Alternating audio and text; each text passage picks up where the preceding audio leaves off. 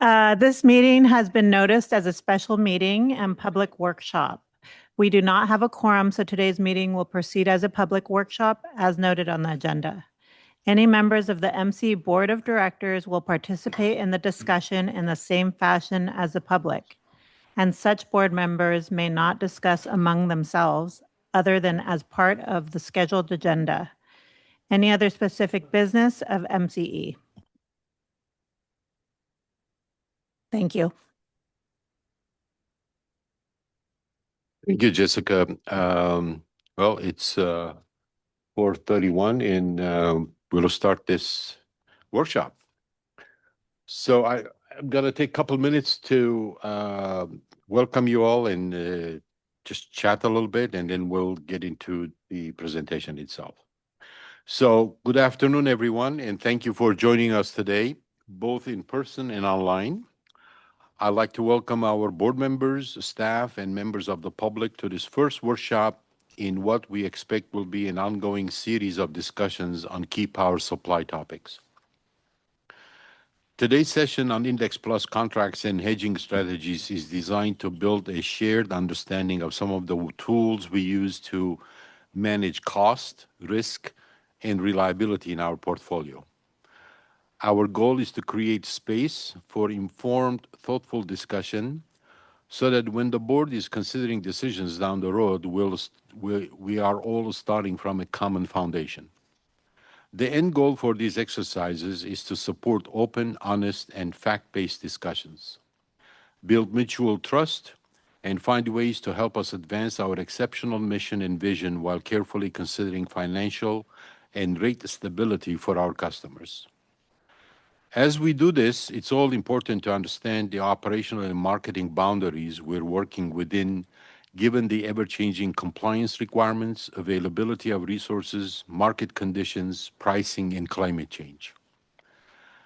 In addition to today's discussion and our upcoming July 8th workshop on resource adequacy, we also plan to bring forward a future discussion focused on the California Energy Commission's power content label.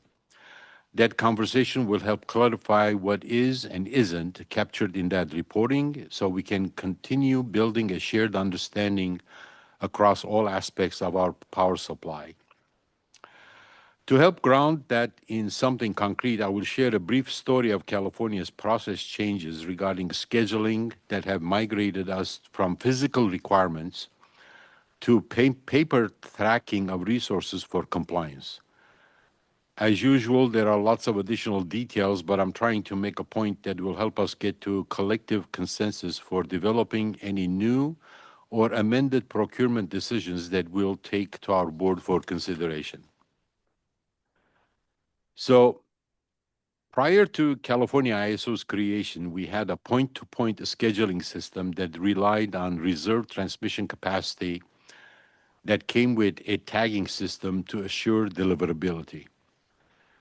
Since the CAISO, we have a pooling arrangement that helps us show compliance with regulatory tracking. Let me explain through an example. Let's say MCE was in the process of acquiring a resource in Southern California Edison territory, which we have quite a few of, like solar facilities, solar and battery facilities.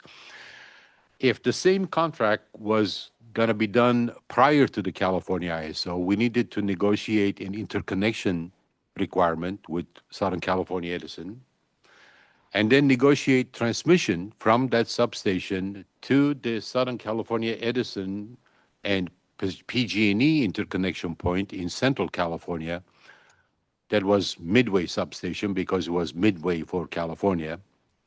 And then we would need to negotiate another transmission requirement with PG&E that goes from Midway Vincent all the way to MCE's general area.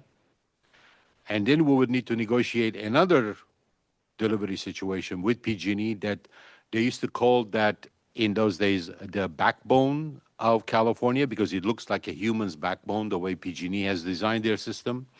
That would go from the backbone to MCE territory, and then you have the distribution system.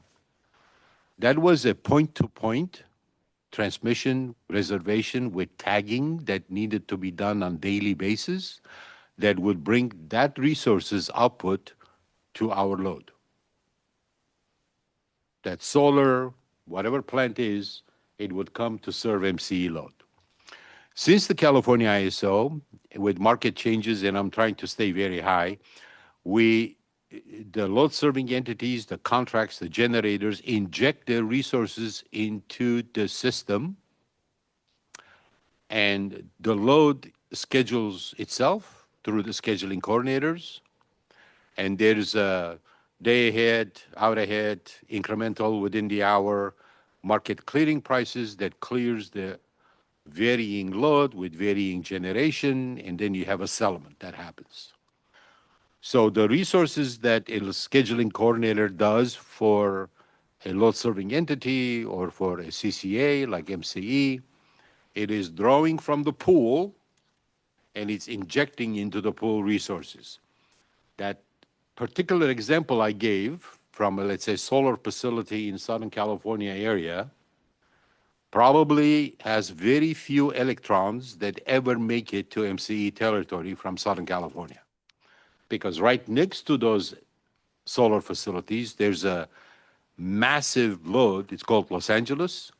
It sucks it everything south of the Tehachapi, it just goes to LA. So anyway, I hope this is helpful, just trying to bring in an example about how physics and paper compliance is different. So I want to just mention that this is not a one-time conversation. These topics are complex and evolving. We expect to continue these conversations and revisit them over time as market conditions, policy, and our portfolio needs continue to change. I also want to emphasize that we welcome all professional and public input throughout this process. There is no right perspective we're looking for. What matters is that contributions are grounded in facts and help us better understand the trade-offs in front of us. Strong, durable policy decisions are built through open dialogue and consideration of a range of viewpoints.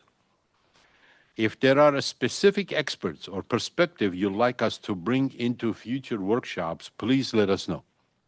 We want to make sure that we're hearing from people that will help inform the board's thinking as comprehensively as possible.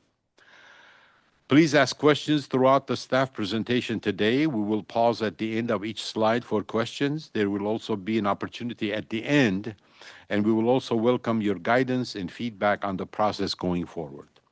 So with that, I'm done, and I will pass it to our subject matter expert, CB, that I think he is in Centerville to start the presentation. Go ahead, CB.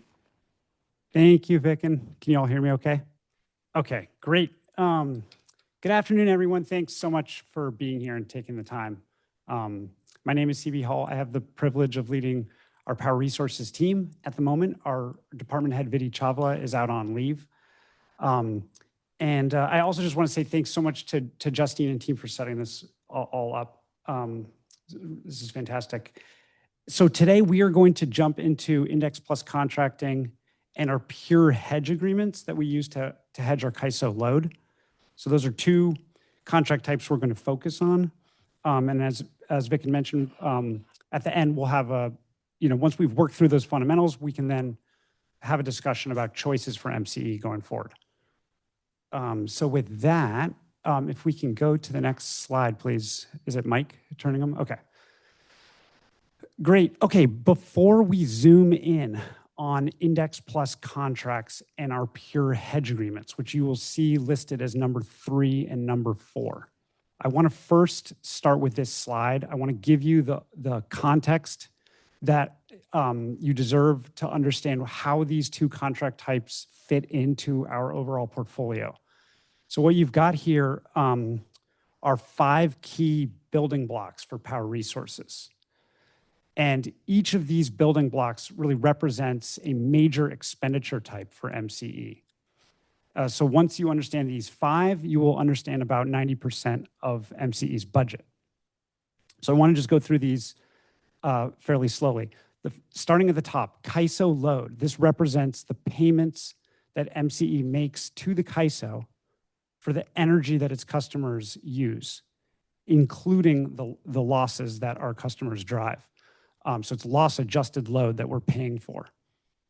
But what is CAISO? So let me just back up a little bit. So CAISO is the California Independent System Operator. It is the grid operator for about 80% of California's load, as you all know. It is the grid operator for MCE. We, all of our customers, we fall within the CAISO grid. So we are a CAISO load serving entity. The CAISO is also a market operator, as you may remember. It uses day-ahead and real-time markets to help balance power supply and power demand. Okay, so as a CAISO load-serving entity, MCE has an obligation to forecast, schedule, and ultimately pay for all of our loss-adjusted load.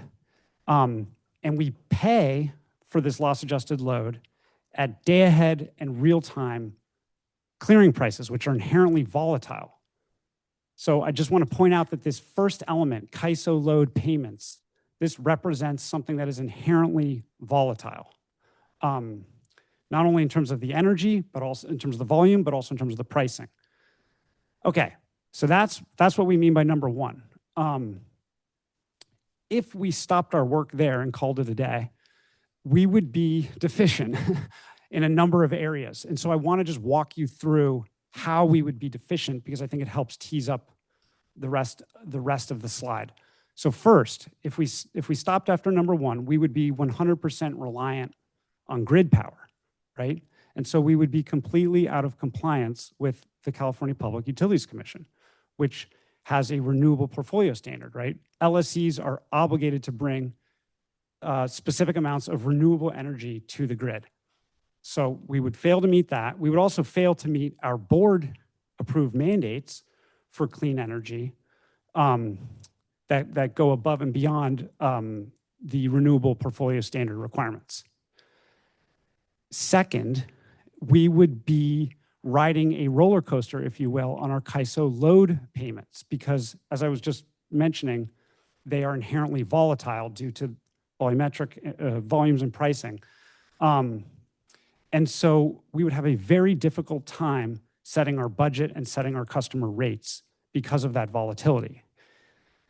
Again, that's assuming that we brought no hedging to the table, which we will get to. And then third, we would have no capacity under contract.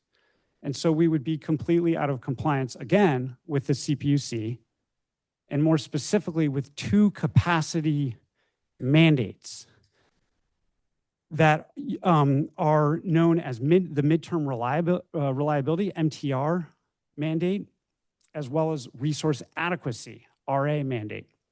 And in a couple of weeks, as Vicken mentioned, we're going to go into more detail into capacity. So we will talk about MTR, we will talk about RA, but for now, I just want to briefly describe each of these. Midterm reliability, that is a mandate for load-serving entities to contract under long-term contracting to bring new steel capacity to the grid, and more specifically, clean capacity by specific dates in the future.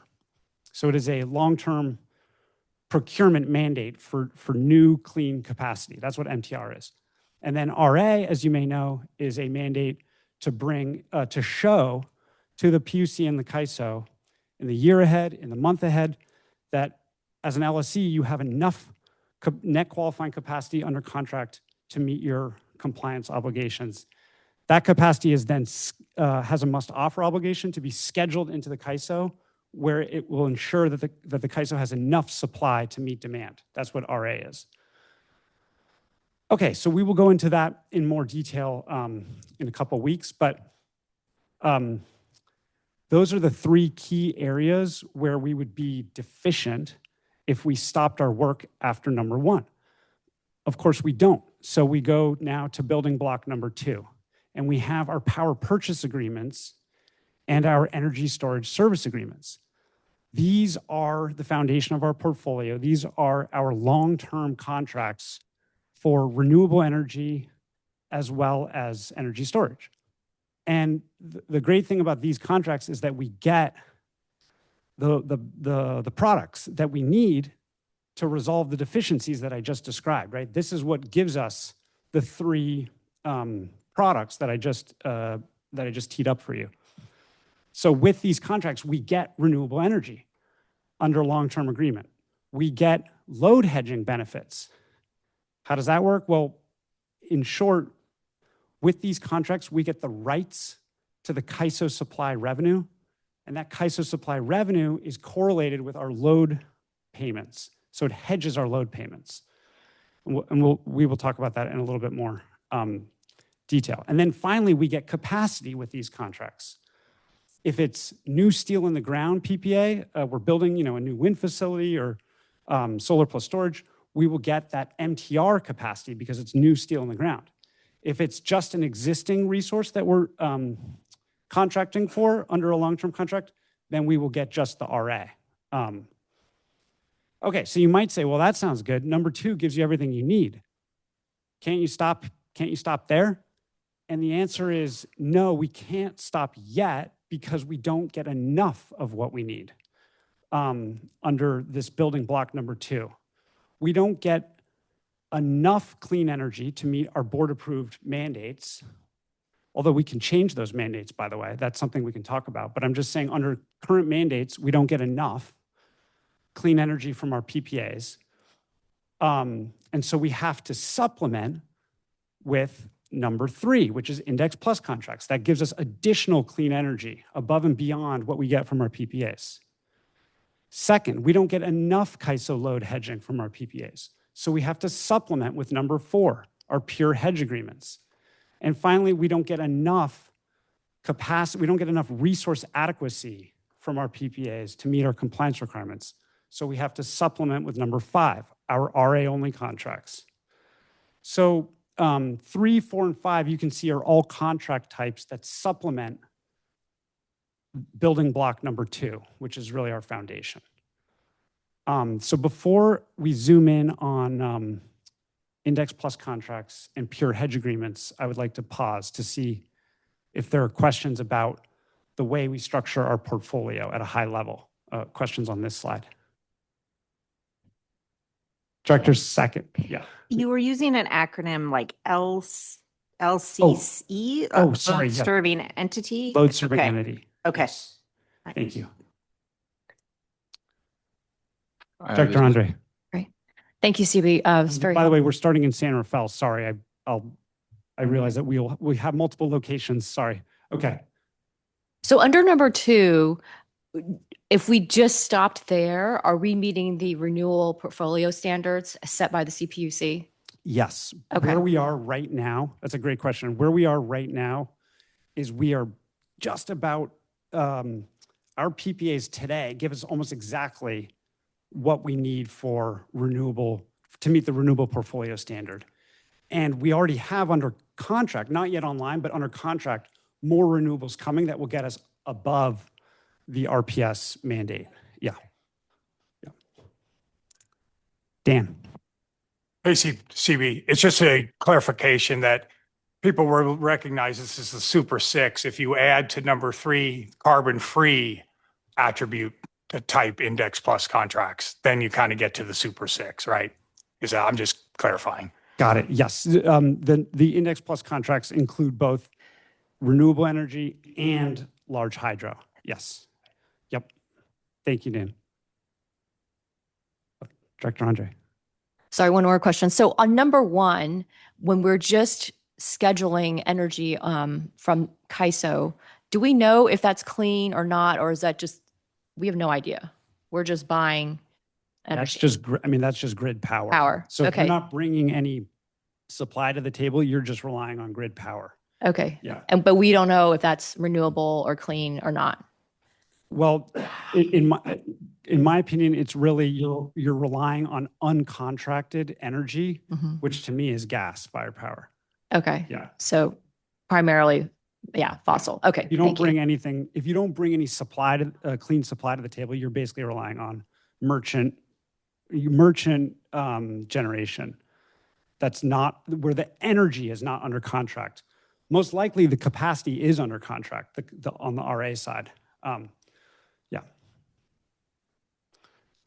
Stephen. Yeah. Oh, sorry. I can see people in the room. So what percentage of the overall power supply that goes to all of MCE's customers is that bulk power from the CAISO grid? What was just asked about, which you said is essentially probably gas generated. Sorry, we have all of our load, all of MCE's loss adjusted load is scheduled into the CAISO. So there's the load side of the ledger, and then there's the supply side. So 100% of our loss adjusted load gets scheduled, ultimately gets settled with the CAISO. And then on the supply side, Yes, this would be the supply side. Supply side. Okay, you're asking about supply side. Okay. To answer that question, it's very, very important to first decide to make clear that we're talking about calendar year accounting versus hourly accounting, because it really matters. And the rules today are calendar year accounting, which is why if you look at the calendar year accounting, it's going to be a much smaller portion. If you try to do the analysis to look at the hourly accounting, which is not yet the rule, it would be a higher portion. So today we have 100% clean energy to meet our loss adjusted load. We have enough, but that's on a calendar year basis. And that's one of the things we're going to get to. Hopefully that helps answer the question. Hi, Director Wilkinson. Hi, CB. Quick question. As you said, you're building out clean supply in coming years, and presumably most other participants are doing the same thing. Does the state, or do you have any sort of expectations of how much the grid itself will be cleaning up in coming years in terms of the times that we're relying on it? Also factoring all these batteries coming online, which will also change profiles as well. How the uncontracted portion will get cleaner, maybe? Is that what you're... Or that the uncontracted portion will get to be less for everybody because everybody's contracting for... I see what you're saying. Got it. We'll get to be less, right. Great question. I don't know that. I mean, I know MCE is scaling up, right? So we will have more and more under long-term contract to meet our load. But you're asking about all the LSCs collectively, right? Yeah, really just whether the state or anybody else is sort of forecasting that, or there's anything publicly available. Yeah, I don't have that. I don't know. By the way, Johnny is in Concord if he wants to chime in, but I don't have, yeah. Okay, thank you. Yeah. Thank you. CB, this is Vic and Director Wilkinson. I just want to say that similar to what Director Wilkinson mentioned, as the system is becoming cleaner and greener, we can track, it's posted actually on ISO website, how much cleaner the whole system is becoming over the past 10 years or so. And we have that data. So the system is becoming clearer. And just as an example, it has become so clean that if you recall, we have prepay contracts that we get, we make good on investment about that. The system energy from the ISO has become so much cleaner that it can be considered as a green energy contract. So it's a huge change over the decade or so, but I just want to add that. And Johnny, please add as you see fit.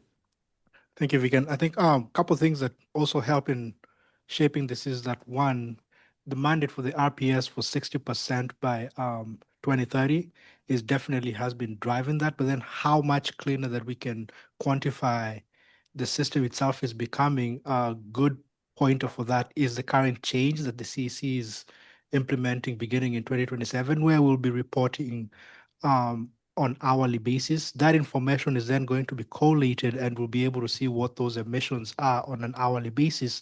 And so after a couple of years of doing that, you'll be able to actually track on a year by year how much cleaner the system itself is changing. And that's what the CEC itself is also working towards in order to help drive policy to really target how we can then shift the emissions within the state.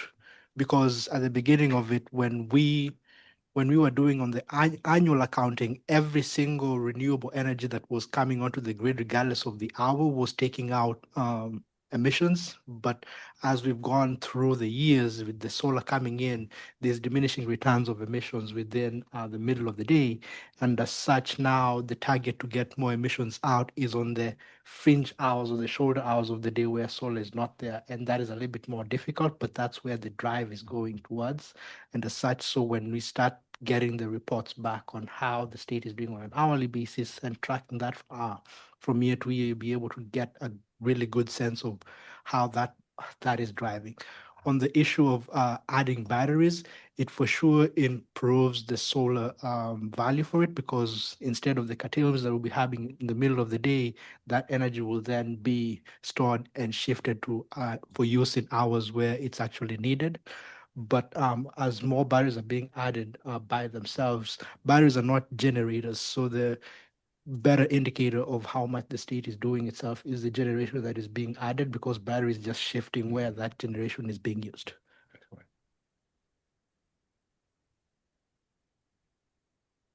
Okay, thank you, Johnny. Any questions in Concord? Yeah, this is Director McCormick. Hey, this is good. I just want to take a quick time about this. Is a great process, but we've got 2 hours and we're only on slide 1. We've got some super interesting questions that you're asking in the final slide here that I think we need to talk about. Plus, we had some really great public comment in advance of this meeting that I think we're going to get to. And so I think we really can't. I'm just in the interest of time and keeping everybody, I don't think we could do a question after every slide, right? I think we have some big decisions to make. And I don't want to get bogged down in the details and all this, just a process check so we can kind of keep it moving and get to really where we want to be at the end of this. Thank you, Director McCormick. Oh, okay. What about public, Jess? So we have our free, and then I think that's about it for now. Can you hear me? Hello? Yes, we can hear you. You can hear. Okay, good. Yeah. So it's Robert Freeling. And I work in energy policy. I actually wanted to respond to a couple of things. One is, as a member of the public, I understand the technical things like RA and RPS and all those kinds of things. So I just want to request that you use English instead of acronym. The subject is hard enough for most people to understand. Probably even some members of the board would appreciate it. I know it's a difficult discipline to move over that because I have to be aware of it too. So that's one request. Second, on the question, I have examined the data from the Energy Commission regarding renewable energy. And it's important to know that the RPS is only one part of renewable energy. Large hydropower is, by international standard, renewable energy, but it's not counted as part of the RPS, the Renewable Portfolio Standard. And a large part of your portfolio is that, and therefore should be considered renewable, although it's not compliant with the Renewable Portfolio Standard. And rooftop solar is also clearly renewable, and it also is not included. When you include those sources with the renewable standard, about 20% of the state's electricity was renewable in 2009. When the state historical reporting started. This year, it's probably close to 60%. And so, and that would include rooftop solar. This is not wholesale power or these other things. This is all types of renewable energy combined, imports, in-state generation, so forth. So we've roughly tripled renewable energy in California. We're making a very rapid transformation. So I just wanted to answer one of the board members' questions here, because I think that's super important to understand. The last thing I'd like to say is I think it's important to distinguish between energy and capacity. People loosely use these terms and may not be understanding when they use the word power versus energy, megawatts versus megawatt hours. And so the topics you're bringing, resource adequacy over the versus renewable standard, and I've seen confusion in comments from the public and from some of the environmental groups of capacity versus energy, and which one, that the energy generates emissions, the capacity does not. And so I think those are very important things to maybe comment. Maybe you were going to say this later, I don't know, but I think that confusion needs to be cleared up for a lot of people. Thank you.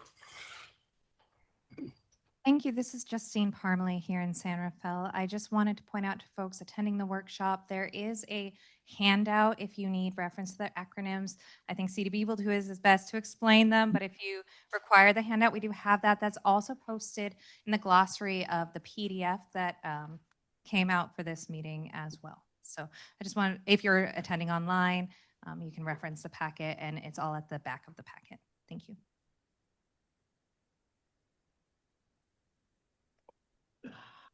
I see no additional, oh, actually, Tim Frank.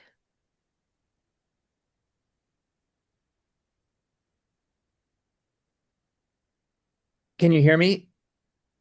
Yes, we can. Oh, terrific. Thank you very much. I'm Tim Frank, and I'm representing the Napa Solano Working Families Coalition. We're a group of labor, environmental, and community interests that are promoting sustainable development in Napa and Solano counties, and obviously energy is a piece of that, and that is a piece of MCE's territory. And we've been participating with the Workforce and Environmental Justice Alliance and approve of the message you see in the letter that they circulated. I mean, I don't have time to actually go over the contents of that, but I just wanted to let you know that labor and our environmental partners and other community partners in this area are very interested in promoting essentially the efficient use of MCE's resources to provide environmental energy and community benefits. And I think that there are opportunities for looking at specific measures that could improve performance, and we'll be supportive of that. So thank you.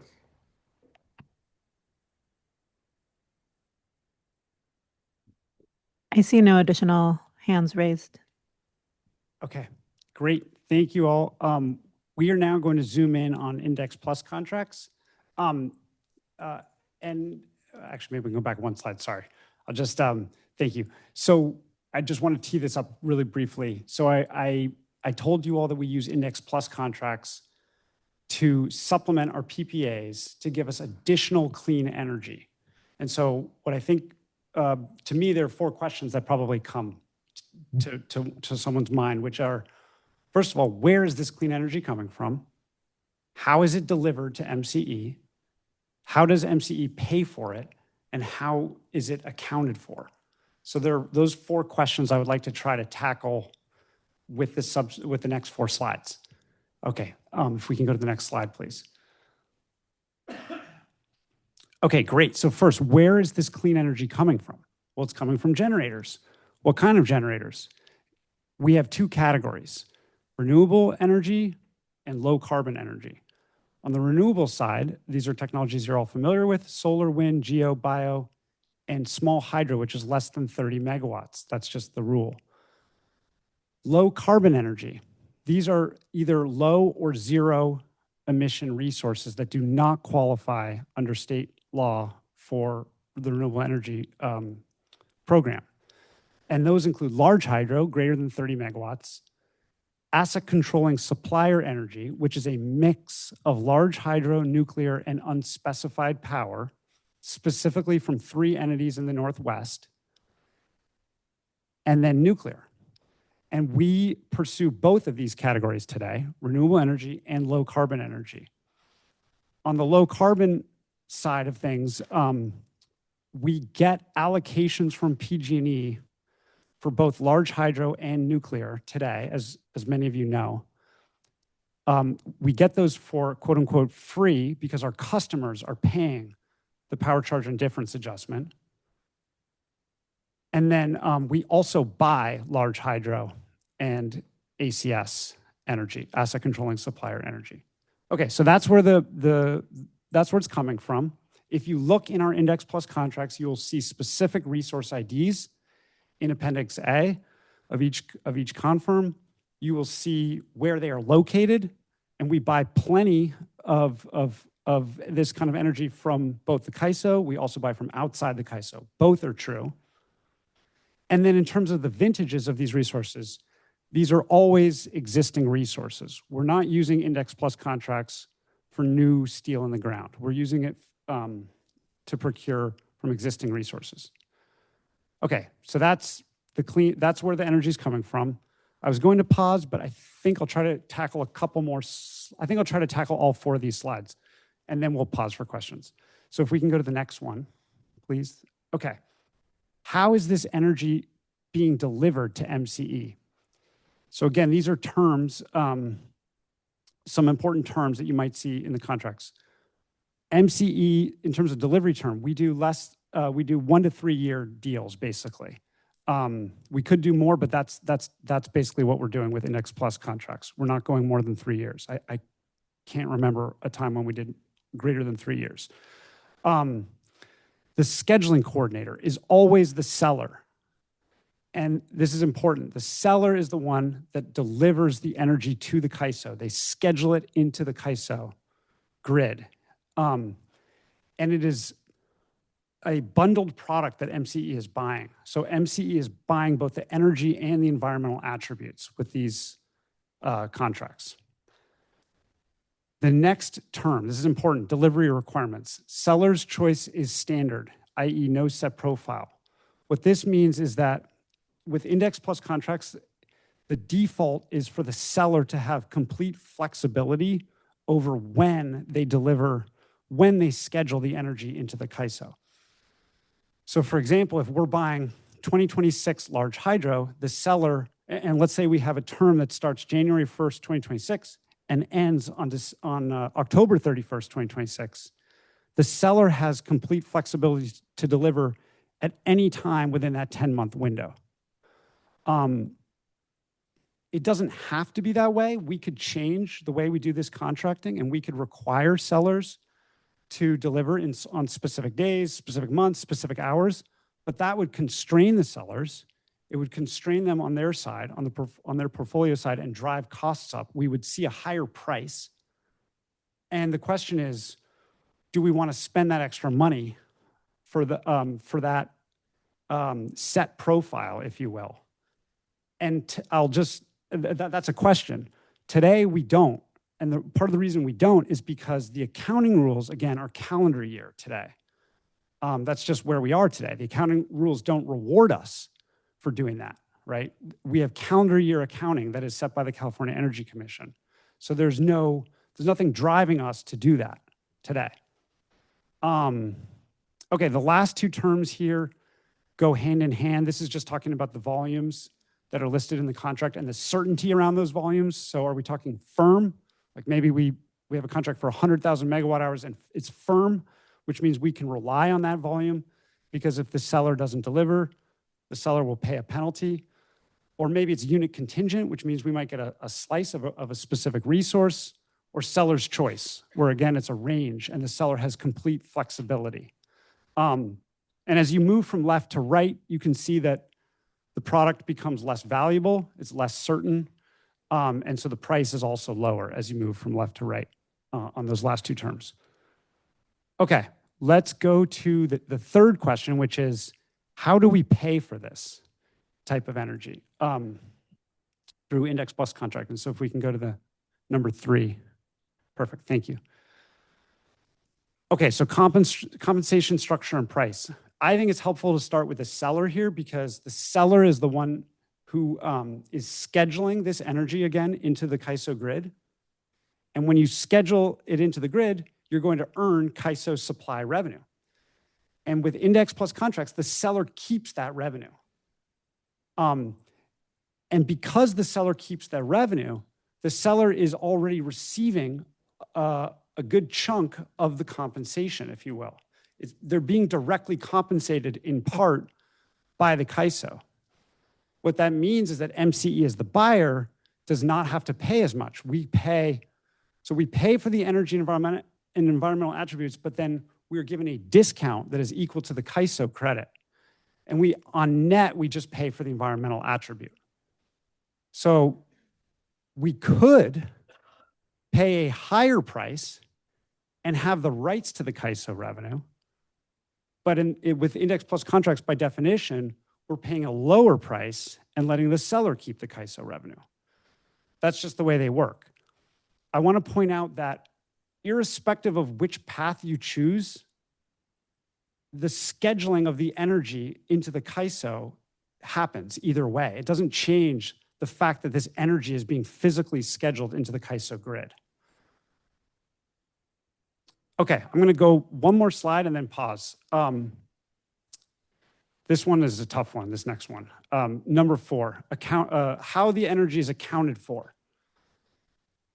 All I want to do here, I do not want to try to describe power source disclosure rules to you today. All I want to do is convey that there are 2 important simplifying assumptions that are being made in the accounting today.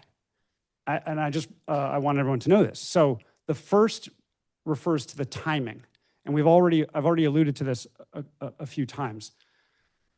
Energy accounting by the California Energy Commission is calendar year accounting. So calendar year supply volumes are compared to calendar year load. It's not hourly, it's calendar year.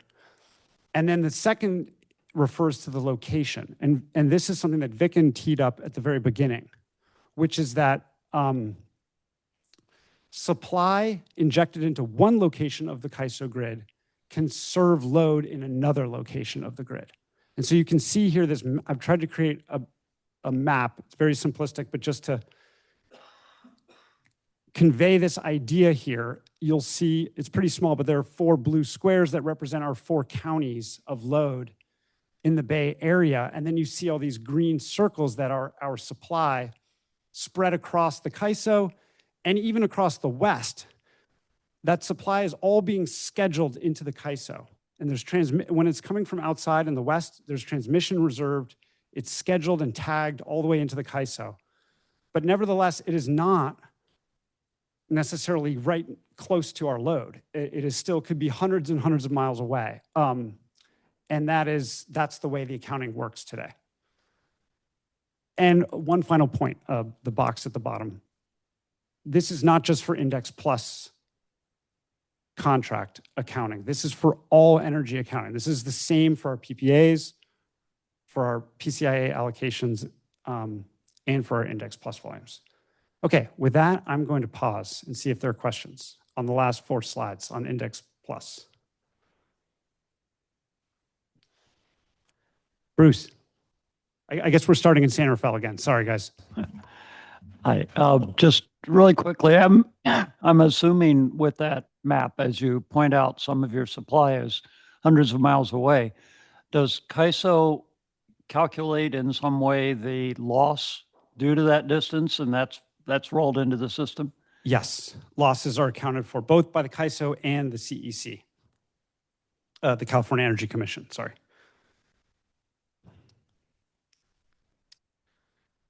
Director Andre. Can you go back one slide? Oh, yes. So let's see. That would be, slide 5, right? So at the bottom where it says price equals index price plus the attribute price less the CAISO credit, is there ever a time, I mean, when I read that, my understanding is the index price is always 100% fully offset by the CAISO credit. Those 2 numbers are never, ever different. Correct. They're just washed out. They're just, it's a complete wash. Yep. So really it could say price equals attribute price. Totally. It's just that the way we represent it this is literally how it's listed in the confirms. Right. Yeah. Okay. So really the money that changes hands is really just the price of the attribute. Exactly. Yeah. Okay. Thank you. Dr. Wilkinson. Can I just clarify one thing? When we enter into these Index Plus with another entity, often those are financial intermediaries, they're Morgan Stanley, they're Citadel, etc. They on the other side, so they don't have the energy to supply to the grid. They either have an open position or they go and contract on the other side with a supplier of energy to supply the energy to the grid, correct? In certain cases, we do. In certain cases, you're correct that we buy from entities who may, it's possible they have open positions and have to go, procure to fill. But in a lot of cases, we do buy our Index Plus energy volumes from entities who do have long-term contracts upstream on their upside. So, for example, like a classic thing is maybe like one of these trading entities has a long-term contract for large hydro, and then they're just selling short-term volumes to several CCAs downstream. If that makes sense, that's just one example. Yeah.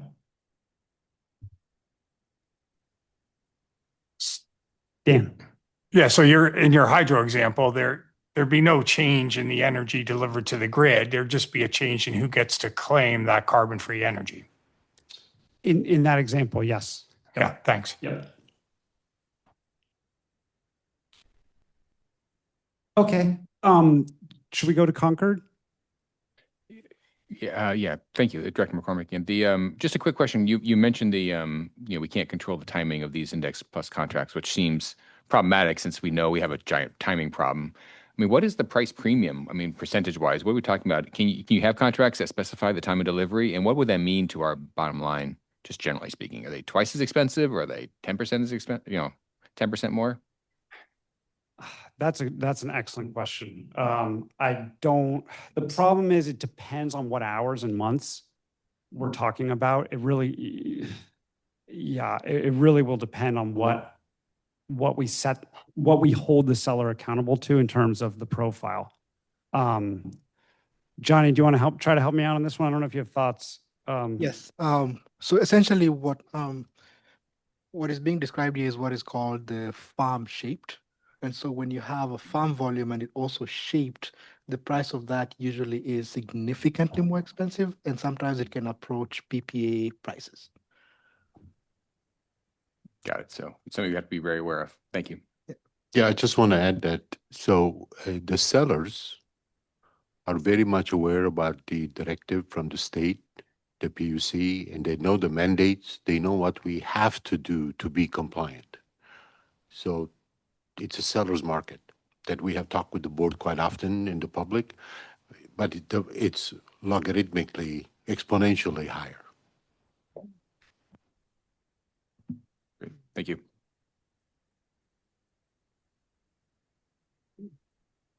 But by the way, just to be clear, we're not saying it's a bad idea or that we don't want to do it. We just emphasize it's open discussion, and we're going to look at what are the impacts to bring it to the board. That's right. Everything's got pro and a con or like offset. Yeah, absolutely. Thank you.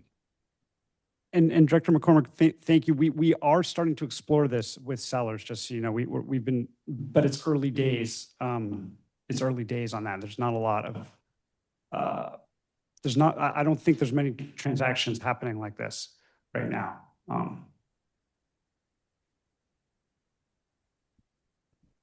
Any additional comments in Concord? No, not this time. Okay, we're moving on to online, and I believe it was Robert Freeling, followed by Director Alessio. What percentage of your energy supply is on Index Plus contracts over a year? It is, Johnny said, is it 30% right now? Because today we're 50% PPA and then 20% allocations, PCA allocations, and 30 Index Plus. Is that right? Yeah, it's approximately about there, approximately. Okay. Actually, I failed to bring that table with me. I'm sorry. But yeah, that's about what it is. Thank you. Hi, Director Alessio here. Thank you for this presentation. You're doing an excellent job, by the way. This has been very helpful for me. I do have a question. It's clearly, and we know that this is a complex and volatile market. And clearly it's to the advantage of the seller in this market.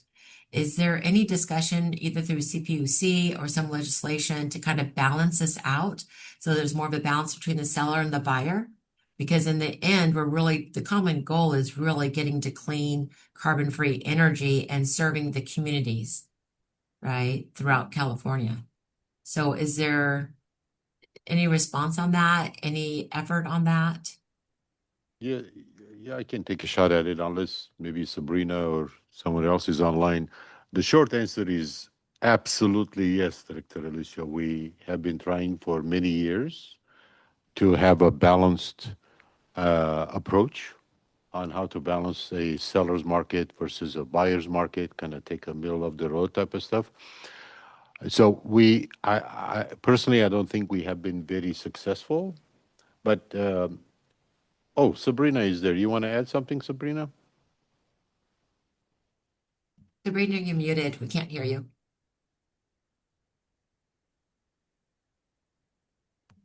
Well, while she's correcting the speaker, I just want to add that while we are all trying to be greener and cleaner and greenhouse gas free, the latest CPUC orders for compliance on RA-related matters for the near-term future, the most valuable resource is a gas-fired generation because it can generate at any time, any minute when there is a need for reliability. So overall, the state goal is green, clean, and what have you, but reliability is need, given the massive injection of variable generation, has gone a little bit the other way. So Sabrina, go ahead. Sorry. Yeah, can you all hear me okay? Yes. Okay, sorry, I was playing out of my headphones. Yeah, no, I think it's a great question. We are continually, for many years, and we are continuing to advocate with the regulators, both at the legislative and state levels, to do what they can to get rid of as much market power from the developers as possible. It's that I will say though, right, it's very difficult to prove market power and figure out how to like balance the dynamics between sellers and buyers. And I think the CPUC is working on its mandate to ensure reliability. And so we kind of have this tension going on, but certainly a strong component of our advocacy is reaching out to the PUC and having these conversations around flexibility and compliance in particular. I think it's really when we have very rigid requirements and inflexible compliance that we allow the developers to really leverage that market power. If there was some more flexibility and compliance,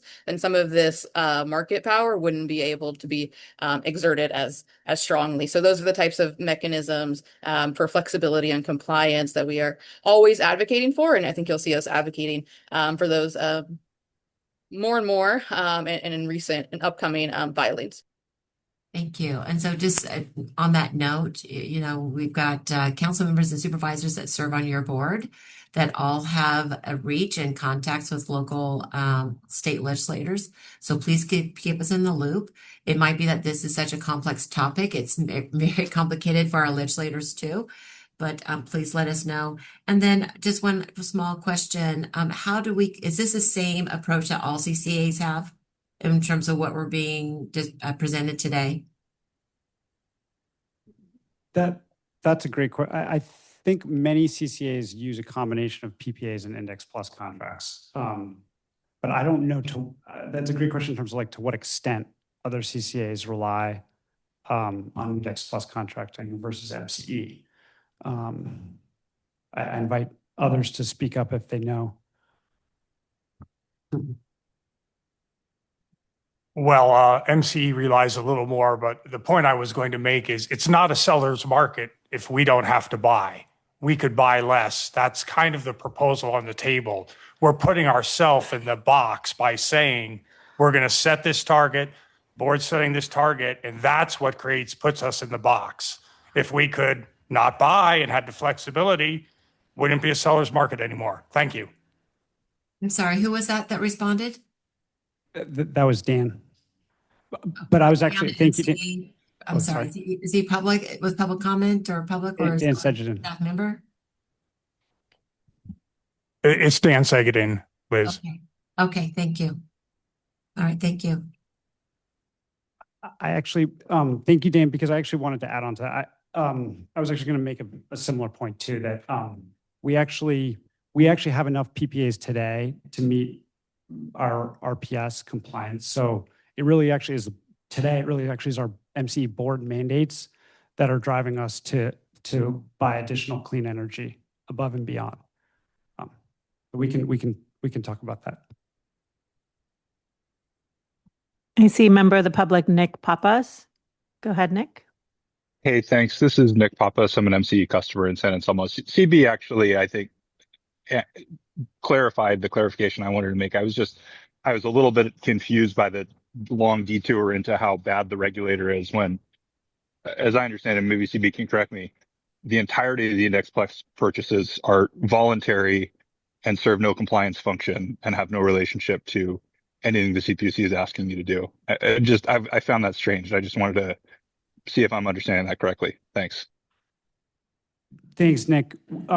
Today, we are in a position today where that is correct. But it wasn't too long ago where we still needed the Index Plus contracts to meet our RPS compliance. But now we are at a stage where we don't. I mean, to this year, we're very close right now. We're right on the line, if you will. But as you look a year out, 2 years out, we have the PPA supply to do it. So yeah, thank you, Nick. We have Sabrina. Sabrina, did you have additional information? Yeah, sorry, I just wanted to quickly respond to Nick. I think that's a fair point. Was responding to the question, and I think kind of two separate issues, right? Some of what we're talking about in Index Plus, and then maybe a broader commentary that I think most of the CCAs share about a seller's market for capacity. So yeah, fair clarification there, Nick. Yeah, I do appreciate that. I do think when you're asking, elected officials to go weigh in at the legislature and the commission, it's worth being specific about the problem statement. So appreciate the clarification.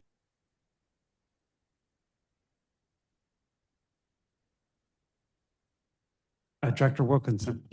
Thanks, CB.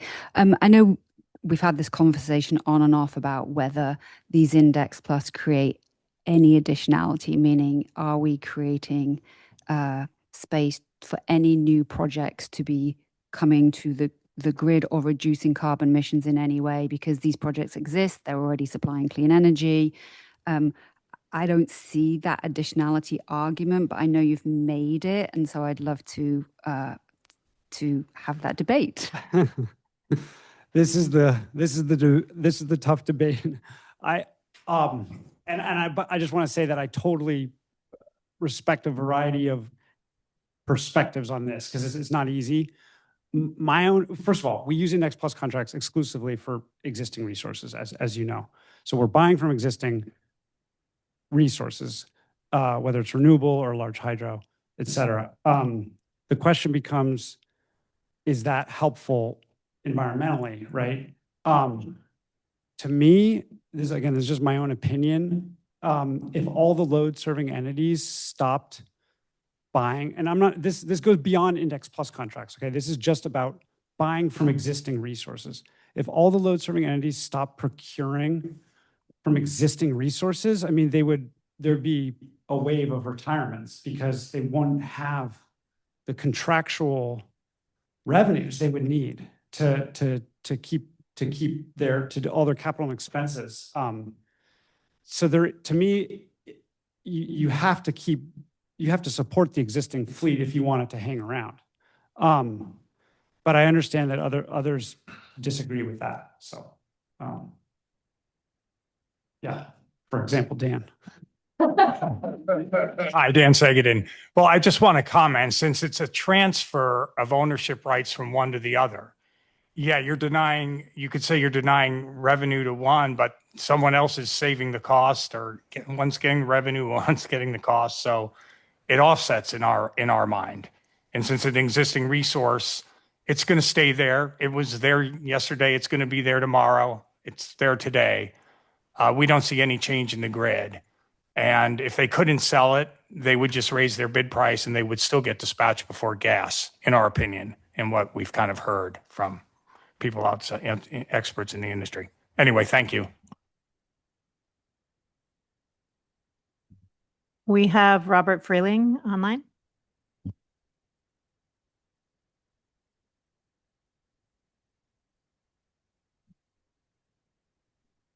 Robert, can you hear me?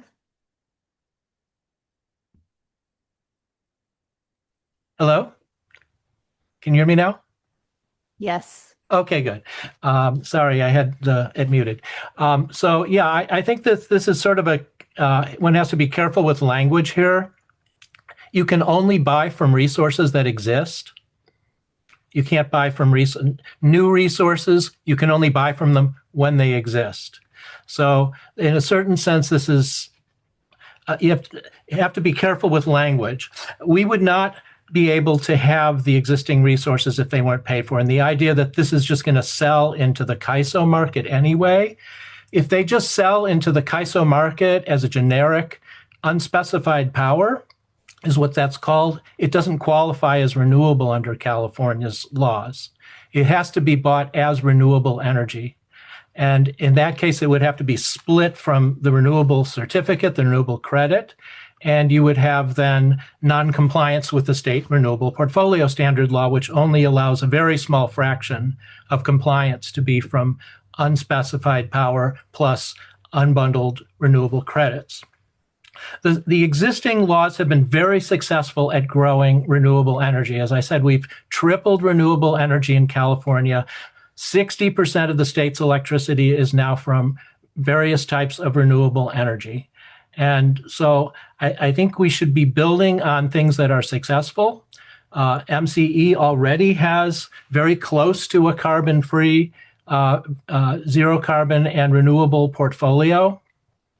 So then the question is a little bit different when you're saying, are you building new stuff? And it's marvelous. You should be building new stuff. There are additional tools that could be brought to bear. Paul Fenn, who I worked for years ago, proposed using revenue bonds to build new facilities. You could also be supporting additional customer generation. So there are things beyond increasing the costs of MCE's wholesale power supply that could be at least explored for how to increase renewable energy. Thank you. Hi, CB, Justine here. I just wanted to give everyone a quick time check. We're about an hour into the meeting. I think you made it to slide 6. I think I heard at the beginning you said you have 13 and a robust conversation built in for the end. So I just wanted to give you a heads up. Okay. Okay, great. So are we moving? Okay. Thank you. Well, yeah, thank you for that discussion. So what we're going to do now, if we can flip to the next slide, slide 7, I think. Okay. I'd like to walk you through a chart that I think will help reinforce some of the concepts we just discussed. And what you can see here is one day. This is not accurate data, but it's maybe a hypothetical summer day for MCE.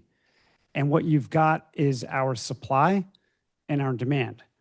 And more specifically, we're going to work from the bottom up here on this chart because I want to make sure you understand it. So at the bottom in solid, colorful bars are our PPAs. So you can see in red some geothermal, a slice of bioenergy. You can see the green wind that's kind of peaking in the night. You see some large hydro in blue, and then a big chunk of solar plus storage. So those are our PPAs, right? And then on top of that, we have large hydro and nuclear allocations from PG&E. That's the striped purple. And then we have a combination of renewables, large hydro, and ACS energy in striped pink. That's the Index Plus contracts. Okay, and then the black curve there, of course, is our loss adjusted load, and you can see that it peaks in the evening at roughly 1,000 megawatts. That's the chart. There are a few observations here. First, the total supply here is roughly equal to the total load. And I'm talking about megawatt hours here across the entire day. So the area of the bars is roughly equal to the area under the curve, right? And that is consistent with how we actually procure, which is we are procuring enough supply in aggregate across the entire calendar year to meet our demand, our load across the entire year, right? So that you can see that there's enough supply to meet that demand, right? However, when you zoom in on the hourly, you'll see a different story. This is what we were just talking about, right? You can see that in the middle of the day, we have more supply relative to our load, more supply than we need. And in the night, we're short. And so it is natural and logical to ask what is serving our load during the night. And the answer, at least from my perspective, is that it is grid energy that is not under contract, which to me is essentially natural gas-fired power. That is, just to be clear, that is not how the California Energy Commission accounts for it. So I'm kind of deviating here from the regulations, but I'm just trying to help give people insight into what's going on an hourly basis. The next observation I want to make is that this chart is just an illustration and could be misleading. So I want to just point out that in the winter, for example, we don't have as much solar, obviously, or wind. So these white spaces that are represented on this chart could be bigger, right? If we're looking at a winter day. And then the third point I want to make is that if you remember what we talked about with the index plus volumes, the index plus volumes, because of the standard contracting language, can be delivered at any time during the term. And so while this graph may represent an average, if you will, a number of these volumes may not materialize at all on any given day. So on any given day, the white spaces you see here could be significantly larger or smaller. Or frankly, we could have a ton of index plus volume coming in on a particular day or a particular month. So I think that is everything I wanted to cover on this slide. And now, unless there are urgent questions, we will keep going to, we're going to actually switch gears now to hedging. Okay, so what we're looking at here is the same chart, except we have removed the index plus volumes and the PCIA allocations. And the reason we've removed them is because, if you remember, we don't get any CAISO revenue with those contracts. The seller is the one scheduling it into the CAISO and keeping the CAISO revenue.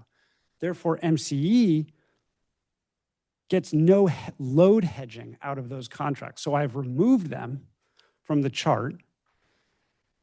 And if I did nothing else, you would see a huge gap between our loss adjusted load that we have to pay for and our PPA supply, which again are the colorful solid bars. And those gaps represent exposure to, is basically unhedged load is what those gaps are. And so what we do is we fill in those gaps with pure hedge agreements as represented by the gray bars. So this is the this slide is intended to introduce pure hedge agreements as represented by the gray bars. And then we're going to go into more detail in the coming slides here. And actually, there's going to be a little bit of repetition.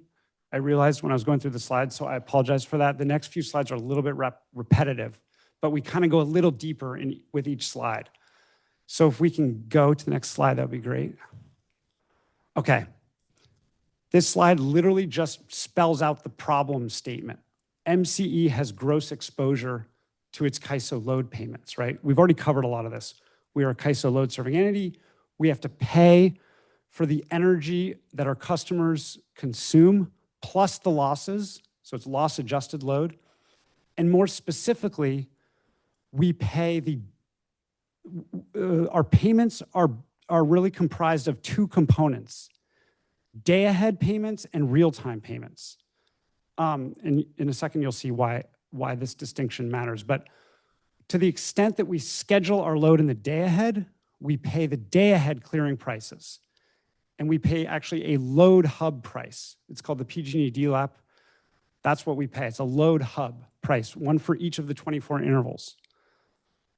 And then to the extent that there is incremental metered energy that our customers are using, again, adjusted up for losses, we pay that incremental loss adjusted load at the CAISO real-time load hub prices. Why do I care? Why should you care about day ahead versus real time? The reason I bring that up is because I just want to point out that the vast majority of our loss adjusted load is cleared through the day ahead. So it is the day ahead load hub prices that drive our gross exposure. That's really the conclusion that I want to present to you. Okay. And this last bullet, load hub prices are volatile. Yes, you've already heard that. They generate uncertainty for MCE. Okay. So now let's go talk about solutions to this problem. The next slide. What do we do to hedge this volatility? What we do is we use fixed price contracts, right? With fixed price contracts, we agree to pay a fixed price in exchange for a floating CAISO price. And the floating CAISO price is correlated with the load hub price that is used for our load settlements. And so it is the correlation that hedges our exposure. And as you already know, PPAs are a type of fixed price contract. So we are getting load hedging from our PPAs. We pay a fixed price in exchange for floating CAISO price. What is that floating price? It's a generator nodal price that we get. We get day ahead and we get real time. We actually get both. It depends how we schedule them in. But as you know, PPAs are not they're not sufficient at this point in our portfolio to fully hedge our exposure. So we supplement with pure hedge agreements. And so now we can finally go to the next slide. We're almost there, actually. This is good. Okay. This is a cash flow slide it's really not new information. This is just if you're a visual person and you like seeing the arrows, these arrows represent dollars. So it's showing the payments that MCE is making to the CAISO in green.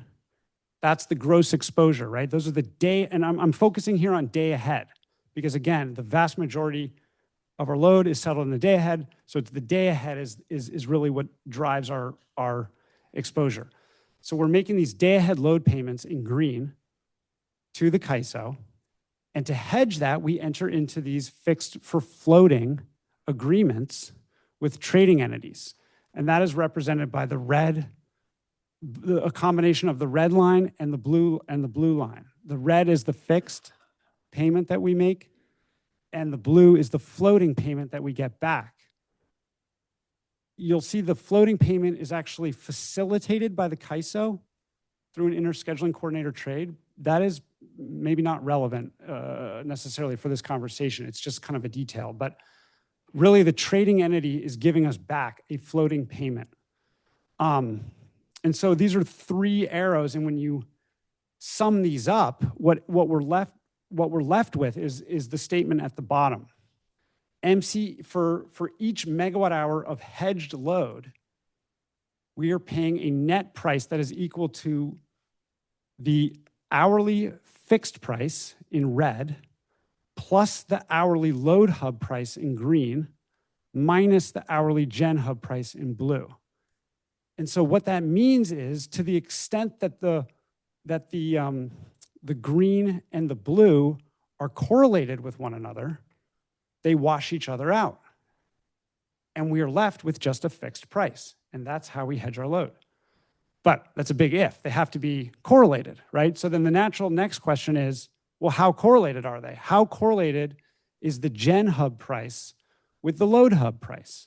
And for that, I can tell you, I don't have actually I didn't have time to present to you how correlated these two things are, but I can tell you they are quite correlated, not perfectly. And I'm just going to give you one example on the next slide.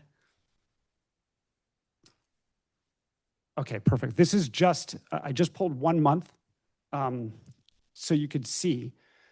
This is April 2026. There are 720 hours, day ahead prices, load hub in blue and gen hub in orange. And it's quite clear that there's strong correlation, but not perfect correlation. You do see some spikes there on the load hub where there's divergence. But anyway, the point is that we get good correlation and good hedging from these agreements. And to the extent that these prices diverge, we actually do have another instrument that we use called congestion revenue rights that mitigate this, this basis risk, the divergence between the two. That's a topic for another day. But I'm going to pause now because I've covered, I think, all the hedge contract fundamentals. I want to see if there are questions about hedging before we get to the last slide. And actually, we'll start in Concord this time. No questions at this time. Okay. Cool. San Rafael? Director Andre. Appreciate the conversation on the hedging. I think, look, we absolutely need to hedge our exposure, but do we ever go back post-mortem and actually line up what we are paying on the fixed price versus what the actual settlement price is on the day, that we actually have to purchase the energy from CAISO? Because that to me is really shows you how effective our hedging strategy is. And do we ever go back and do that type of analysis, or could you do it and show it to the board? Thank you. Absolutely. I don't know. Vicken may want to chime in on this one too, because this is, we're in the middle of doing that right now. Yeah. The short answer is yes. We just need to find the right way of doing it, Director Andre. The showing the data, the good, the bad, the ugly that we have seen. Intent is to show everything we have done and the results for the past, I think, about 5 to 6 years. That's great to hear. Thank you, Vicken. Sure. Thank you.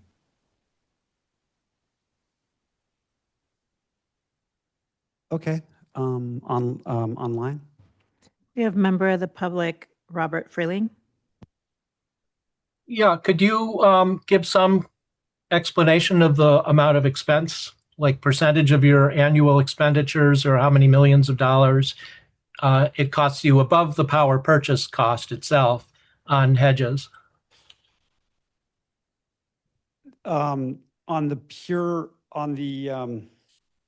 See, with our budget today, we do net CAISO costs, so we're kind of looking at several of these categories merged together. But our CAISO actually, Johnny, do you have the numbers in front of you? I'm sorry. If not, then we will. I better not misspeak, and I better take that back. Yeah. Yeah, I can pull the numbers for you, and it's actually usually on the budget workshop as well. But if you look about it, the budget is about a 630 for this year. The hedges particularly were slightly north of 200, and then when you add in the CAISO costs of another north of 80, you're about almost half. So just to repeat back, Johnny, half of the power resources or the power procurement budget is for load plus hedges, right? Is that right? It's for the CAISO costs plus plus the hedging. Okay. But just for the hedge alone, do you have an idea of the extra cost above the power purchase? I'd have to dig into the numbers. Yeah. Okay, that's all right. Maybe we can get that later. Thank you. Okay.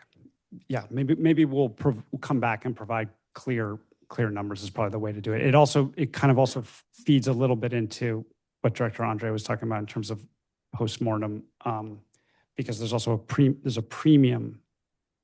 There's notional values, but there's also premiums, and those two things are different and very, I think, important. I see no additional questions online. Director Wilkinson? CB, just a follow-up. So historically, has our strategy always been to be pretty much completely fully hedged up to a certain point in the future, or have we taken sort of risk strategies different from that? In general, yes, our strategy is to try to hedge up to our loss-adjusted load forecast, which is happening months in advance. So we're doing the hedge deals months in advance of when the power actually flows. So we only hedge to our forecast. So you're typically fully hedged out 6 months, 9 months, 12 months. How far out are you typically fully hedged? By 6 months out. Okay. Yeah. Thank you. 6 months out. But if the load forecast is incorrect, then we won't be in real time actually hedged. This is big, and Director, may I add something, CB? Please, thank you. Director Wilkinson. So, summer's priority in the state of California, based on history of extreme heat and fires and outages, brownouts, blackouts, what have you, has been politically really very high up in attention with the governor's office and what have you.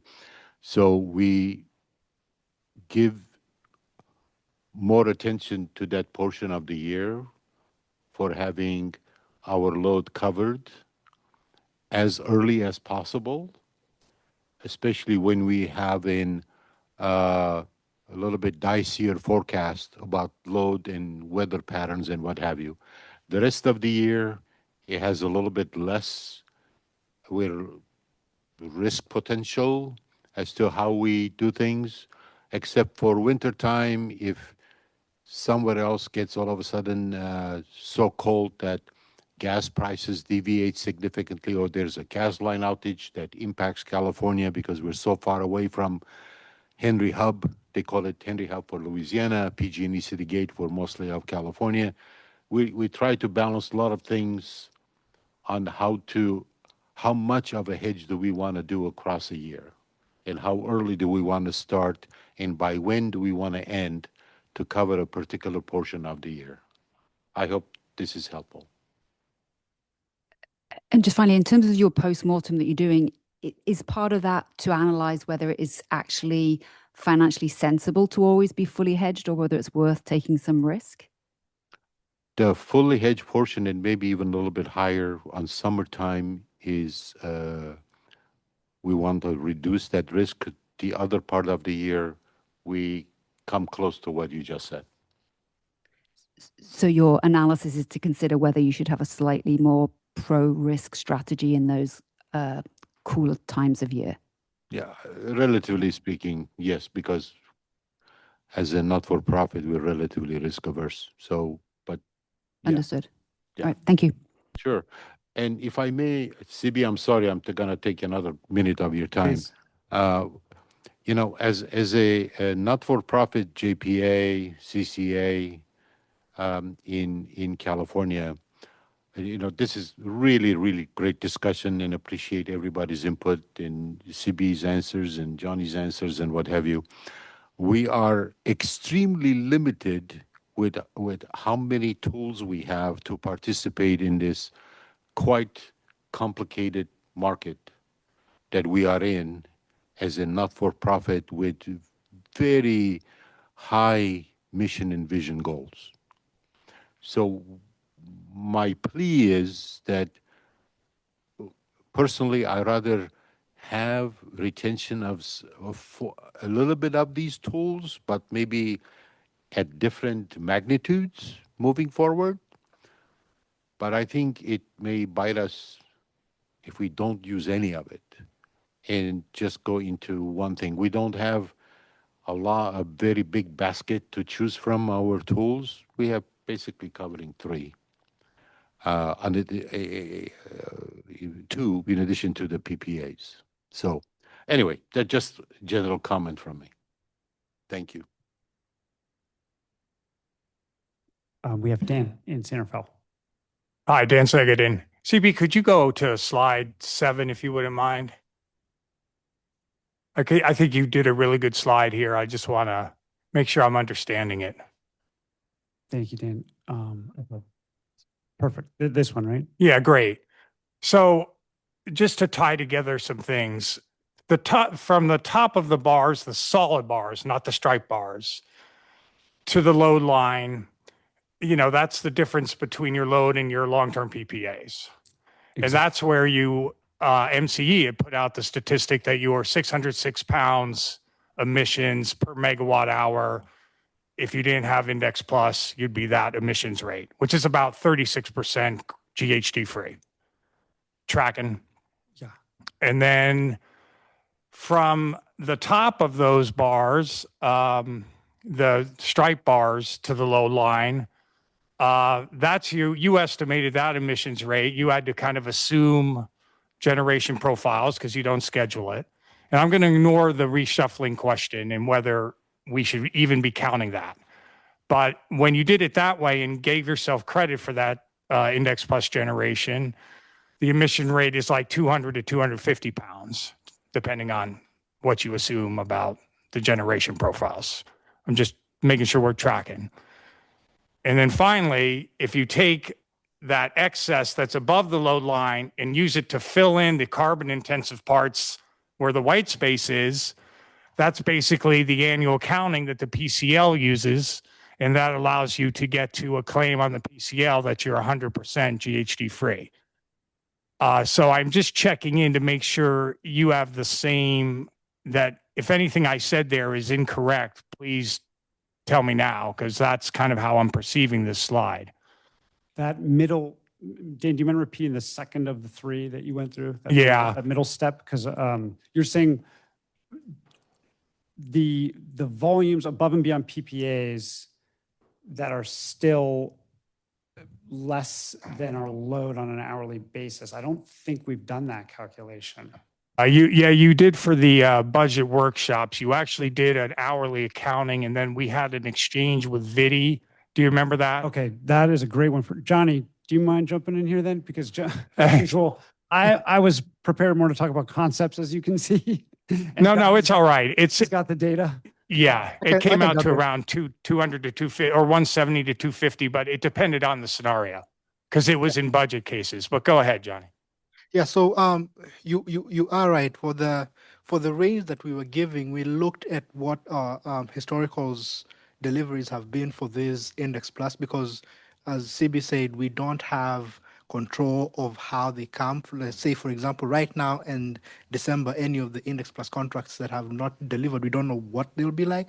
But those that have delivered, we get the meter data and the e-tags. And so to that extent, we were able to look and see what are the historicals based on the contracts that we've gotten in, what are those profiles coming in as. And so we use that and then ran scenarios between looking at the best case where it's an actual mix of what we've seen in terms of like if we're getting more solar base or wind base or some of the geo in some of those contracts, and in areas where it was not coming with any of that and it was coming in, say, for 2 months out of the year. And so by doing that, we were able to bookend both cases of how it could turn out, and we're able to come to the conclusion that if we were to look at it on an hourly basis based off of that information that we have, we would land somewhere in between those two bookends. Whether we are going to be on the higher end or the lower end will be a factor of what we contract for and how those resources come in. And that will also look very differently when we are in a drought year case and when it's a hydro is a wet hydro condition, because when those two different cases tend to also change a lot how the market dynamics are and how the delivery profiles come in as well. Yeah. Okay. Thank you. And just to tee up the discussion that CB is going to get to, that those pink index dash lines, that's kind of one major policy decision. Do we want to do that at all? And that comes back to, is there any additionality in these contracts? Do we need these contracts, especially now that CB is saying we're going to hit the RPS requirement with our long-term PPAs? So this would all be just excess procurement for the PCL product content label. So it's that kind of top bar that I think CB is going to tee up. Sorry, don't mean to take any of your thunder, CB, but thank you. This is excellent. Thank you, Dan. Director Andre. Great. I agree. CB, this is a great presentation. On this slide in particular, so is this black curve the same curve as the next slide on slide 8? Yes. It's the exact same curve. Okay. It looks like it shrunk slightly, but it Yeah, is the same. it's the same. Okay. Yeah. So my point here is just for the board members, the gray bars, which represent your purchases of CAISO load, because we don't have enough long-term PPAs, right? The gray bars here. There is overlap with the pink bars and the purple stripe bars up on slide 7. So is that a correct statement that we still have to go into CAISO and purchase energy along with the Index Plus contracts? And I think it was what the purple bars were, the PCIA, the ACS energy. Right. Is that correct? Yes, the black line is representing our load. Mhm. And then the question is, how do we serve that load? And so, sorry, I'm trying to remember where you were.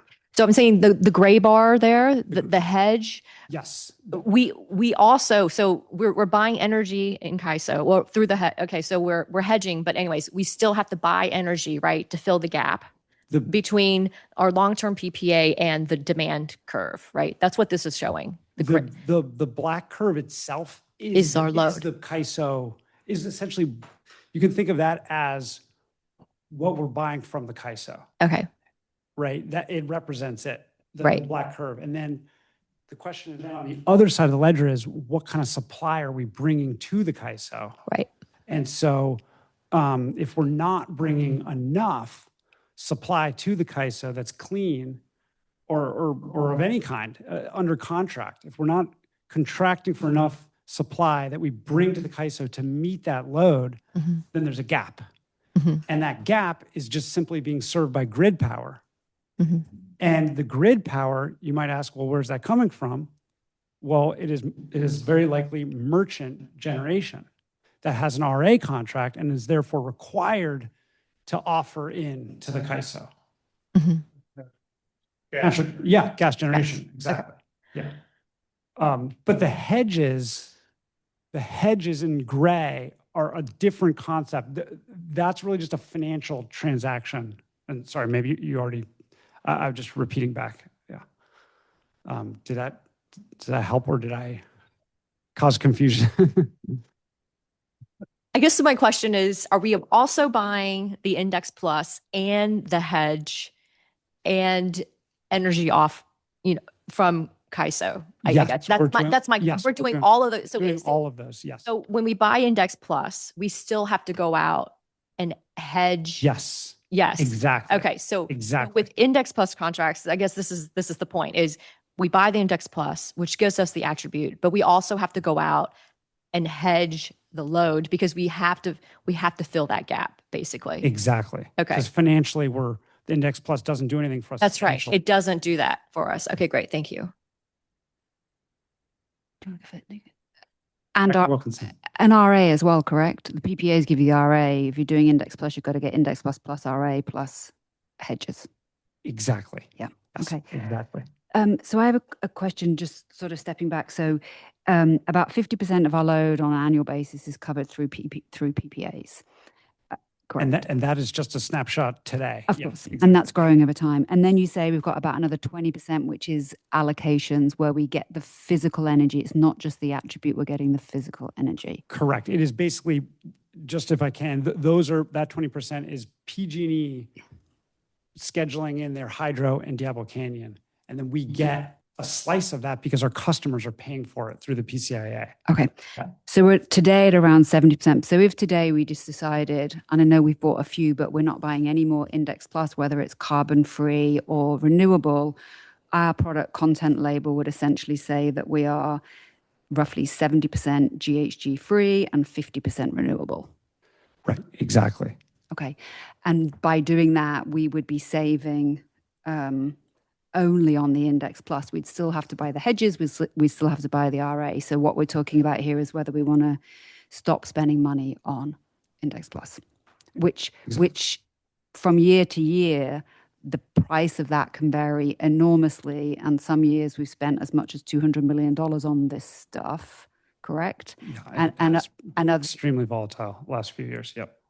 But at times where we're not running into a compliance window, it's cheaper. At times when we are running into a compliance window, it's more expensive when we're running to the end of the 3-year compliance or 4-year. That's one, definitely can influence And also just like LSEs and their targets and interconnection bottlenecks to get like new supply on, right? There's a relationship. I think there's a relationship between index plus pricing and the ability for new steel in the ground capacity to come online. Because if it gets delayed and bottlenecked, and there's pent up demand for renewables, then people go out and they're willing to pay more from existing resources, right? Because the new stuff can't get online. But is there any market for actually the entire product? If it's an end of life solar, can't you buy the whole thing instead of just buying the attribute? Can't you buy the actual supply plus the RA plus the contract? Does that exist? You mean as a facility comes off of a rolls off of a long-term contract, can we then pick it up? Yeah. Absolutely. So why wouldn't we do that? Isn't that, or is it just that they're all solar and so there's not a lot of value as we move into this hourly world? Or why don't we do that as opposed to just buying these derivative sort of nothing instruments? We actually have a big geothermal contract, Calpine contract coming online, and it is online. It's been around a long time. Our contract begins next year. We'll have 100 megawatts of geothermal around the clock, and that's a perfect example, I think, of what you're talking about, where that capacity was under contract, it rolled off, MCE picked it up for a new long-term contract. It's not new steel in the ground, it's been around, but it's now coming into our portfolio under long-term contract. We haven't done it for solar, I don't think, but we are doing it for wind. We have done some for wind. I think geo and wind are the ones I can think of off the top of my head. Okay, thank you so much. Robert? CB, you said that MCE uses index plus from existing resources. And then you asked the question, is that helpful environmentally? Right. And this is Robert Miller from Marine Conservation League. And the organization I am part of cares deeply about whether these purchases have an environmental impact or not. So you said, and I think this is what you said verbatim to me, if all the load-serving entities stop procuring from existing resources, there would be a wave of retirements because they couldn't meet their expenses, and that would have a negative environmental impact. That was the reason that you gave for purchasing index plus contracts. Yes, I definitely think there's an environmental benefit for that reason. Okay. So I guess two things. One is there would be a wave of retirement if the marginal cost of producing that renewable energy was greater than the marginal revenue, right? Because then if the marginal cost to the owner was greater than the marginal revenue, there would be losses, so there would be retirements. But the marginal costs for renewable energy projects are very low, very low. So there are two things. One is I'm having difficulty coming up with a scenario in which the marginal cost of producing that renewable energy, which is still already in the ground, would be higher than the marginal revenue. And I want to link this to another discussion, which is that MCE's discussion of the value of PCC1 purchases appears to have struck a nerve in at least one other CCA. So Peninsula Clean Energy addressed this issue in their May 28th Board of Directors meeting. So that's a month ago. Roy Zhu, who's the head of Peninsula Clean Energy's power procurement, talked about the benefits of PCC1 renewable energy attribute purchases. He said there's no additionality. And from what I'm hearing from you, if there is any, that's not the primary reason for purchasing PCC1. He said there was no new steel in the ground from purchasing the PCC1 contracts, but he seems to disagree with you about the potential reduction in existing renewable energy supply if everybody stopped buying those contracts, because he didn't mention that. He came up with 6 other reasons why PCC1 contracts, have some value, including the fact that you can claim it on your PCL label and be able to market it. But he said nothing about the reason that you gave. So what does he get wrong by not including your reason in his list of benefits of having PCC1 attributes? Those are the 2 questions I have. Thank you, Robert. I think it's a great, a lot of great questions embedded there. Well, one thing I'll just say, I guess, I don't agree that it's all about marginal costs, because facilities don't just have marginal costs. They also have major capital expenses, like inverters, panels, they need to be replaced, turbines, generators, all that stuff. There's electrical and mechanical equipment that has to be replaced over time. You can't maintain this big physical infrastructure going forward without having the necessary revenue to do that. And marginal costs is not a representation, right? Marginal cost represents the marginal megawatt hour production, right? How much do you have to spend? And for solar, that's zero. It's zero marginal cost, right? That doesn't mean there's no expenses going forward for a solar facility. It costs money to replace inverters. It costs money to replace the panels, all that stuff, right? That's not free. So I don't agree with the marginal cost comment. But I also want to clarify that I hope I didn't say that the only reason we do index plus contracting is based on environmental reasons. It's a variety of reasons that drives the fact that we're doing index plus contracting. I was just saying that personally, I think there is some environmental benefit to it because of the fact that if we didn't buy from existing resources and all the LSCs took that same approach, there would be retirements. That's all I was trying to say. And why do you think that Roy Zhu, who's the head of power procurement at Peninsula Clean Energy, did not include that as one of the reasons for purchasing PCC1 contracts? I mean, that's one of my questions. Yeah, he's a very smart guy too, and he seems to disagree with your conclusion. I think it is fair. I think it's fair to have. I don't know.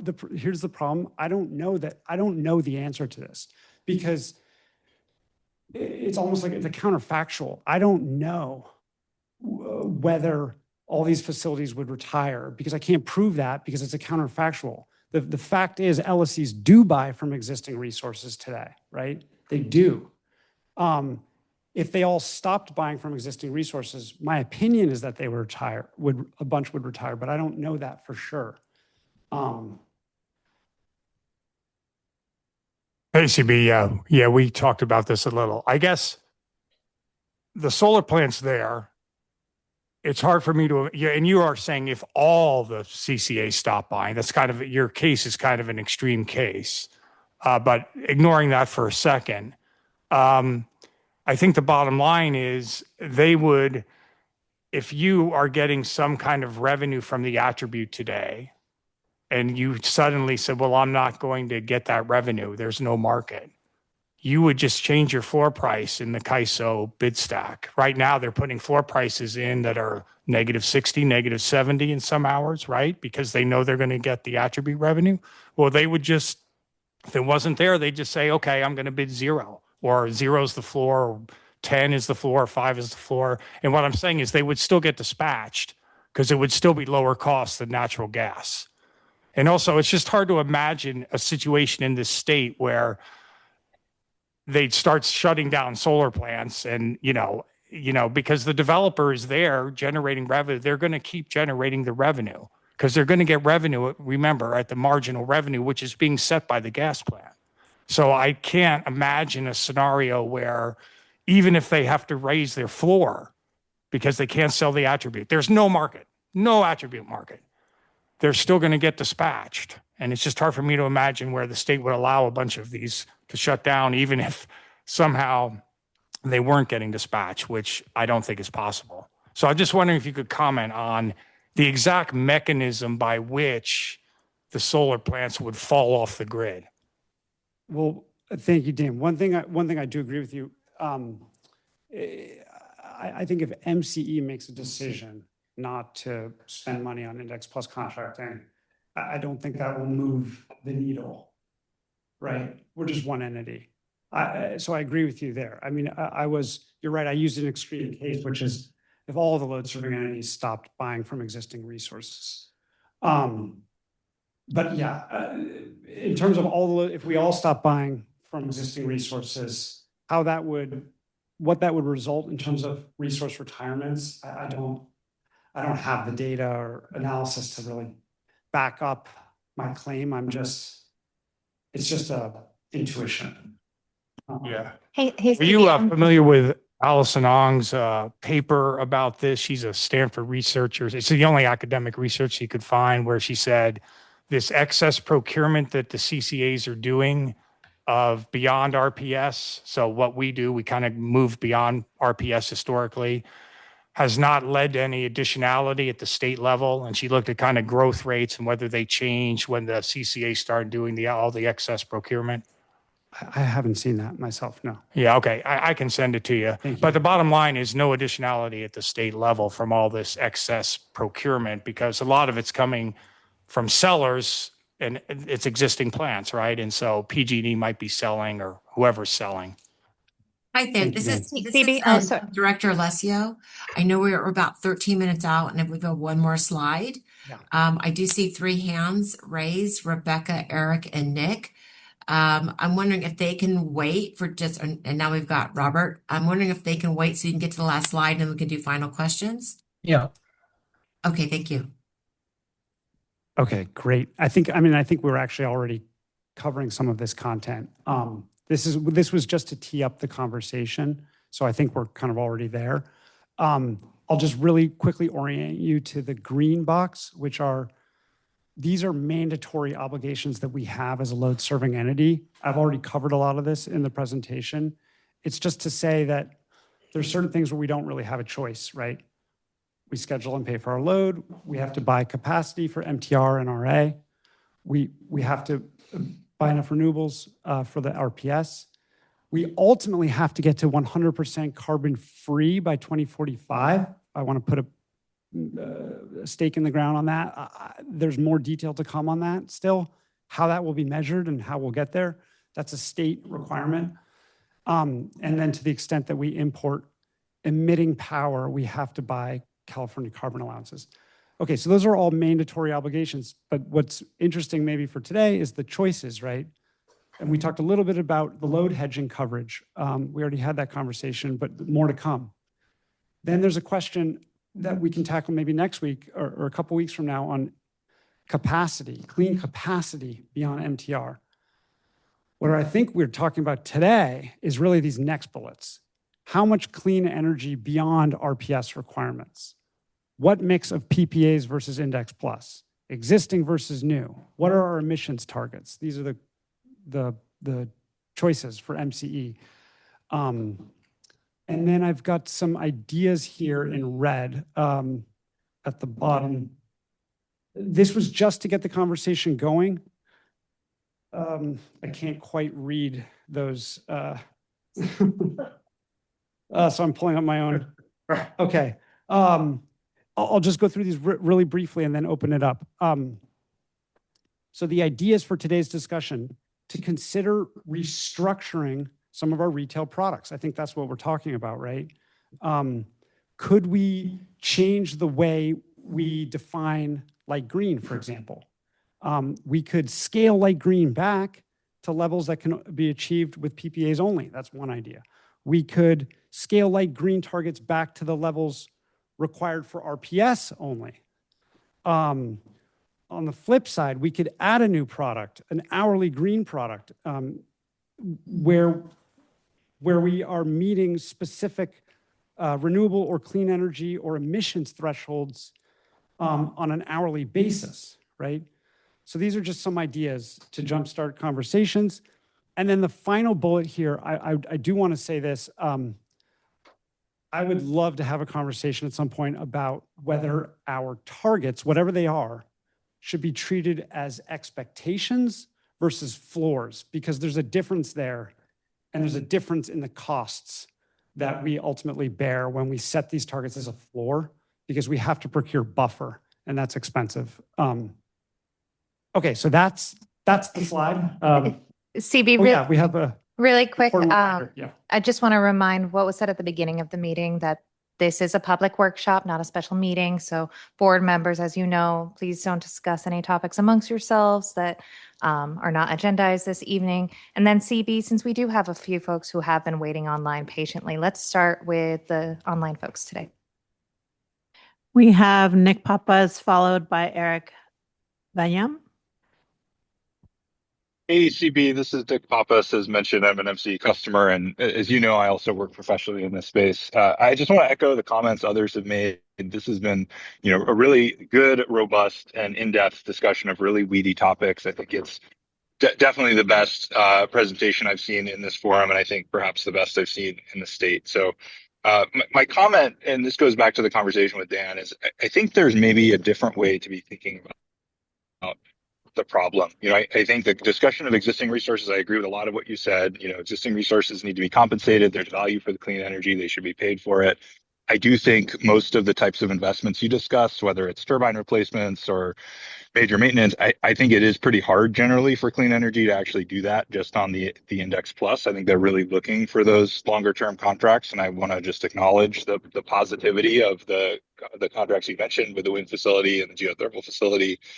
We do have a lot of clean energy coming off contract in a few years that's going to need that long-term financial investment to make those investments and stay in the market. But I think there's a piece, I think Dan and Bob both got at this. There's a little bit of a different element to the story that I do think is perhaps missed here and probably needs some more discussion, perhaps in a follow-up, which is it's not new or existing. I think the really critical question is, are these attributes coming from projects that are already under long-term contract with somebody else, another utility, for example?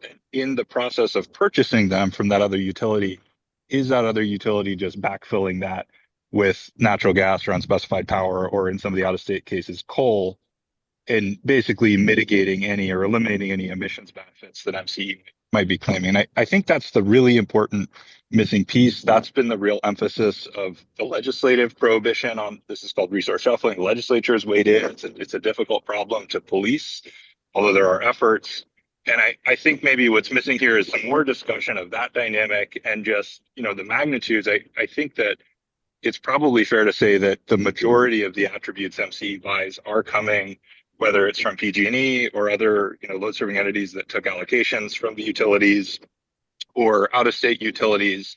You've seen some examples in public comment, including for me, raising out-of-state and even in-state utilities that are selling their customers almost entirely fossil power because they've sold all their attributes to MC. And I think there's a real important policy question of why would I, as a customer, spend a lot of money to claim that I'm clean if that cleanness is all built on somebody else getting my emissions and shipping those emissions out of state. So I want to, again, this is really hard, complicated stuff. I think 2 hours is a good, but maybe just a start on the conversation. And I want to say thanks. And again, kudos on the in-depth complexity. I wanted to offer maybe that alternate framing. It's not new or existing. Is this money actually going to a clean energy developer or just another utility or a wholesaler for a project that is under no risk of retirement? Thanks, Steve. Hey, Nick, this is Vic, and thank you very much for that comment. I guess, because it's almost like we're talking philosophical here. So, and you did mention that it's hard to police this, even if we could. What would that mean?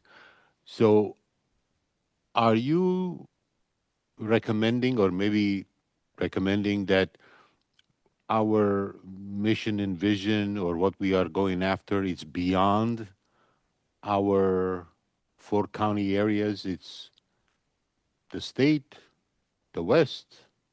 I mean, I'm trying to understand how to implement what you're commenting. And there were other comments, similar comments too, and I really, really appreciate it. It's not an easy thing to say, but I wanted to ask. Yeah, I think it's a great question. I think this merits a longer discussion. I'll say I've spent a lot of time in the data records, and I do think there are some pretty straightforward standards to establish to make sure that the sources that you're getting from aren't already under contract with someone else. Because I do think climate is a global problem, and I think this notion of additionality and resource shuffling exists and is enshrined in state law because you can't just think about MCE's portfolio in isolation when the payments have the effect of making somebody else more reliant on brown power. But it is complicated, and I do think it is, until state regulations that have more teeth come into effect, I do think the onus is on the board. And I think there's some benefit that there's some alignment between avoiding these transactions and saving money, frankly, if these transactions aren't having any substantive benefits. Oh, thank you, Nick. Appreciate it. We have Eric VM. Thank you. Hi, everyone. My name is Eric Wiem. I am co-director of the Forest and Environmental Justice Alliance, an alliance of organized workers, climate, and environmental justice organizations advocating for accelerating clean energy in partnership with CCAs. I refer you to the letter that we submitted and hope that we can have a more in-depth conversation about the content of that letter, setting up a meeting in the near future. CB, a couple things just to flag for your one is in terms of the Index Plus, like what's the percentage split of large hydro versus PCC1 compliant renewables in that procurement? What are the costs associated with those relative percentages compared to, a baseline alternative of system power? And then in terms of the concern around the retirements, the risk of retirements, if that's the case, and by the way, I do think policies that we're advocating for should be statewide, should be best practices, and should be adopted in legislation and regulation.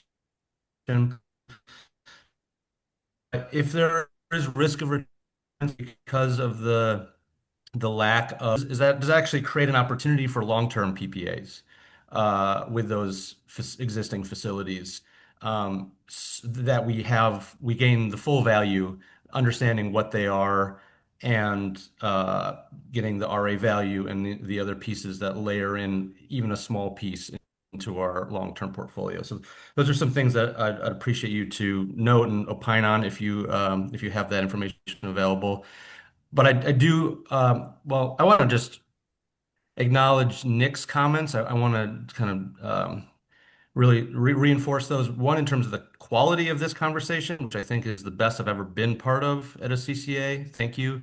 And then also to point out this question around particularly when we're talking about existing large hydro from contracts that are already, or resources that are already under long-term contract, is that making a difference for the climate? And is the purchase of that for the claims of clean energy for MCE the best use of customer money?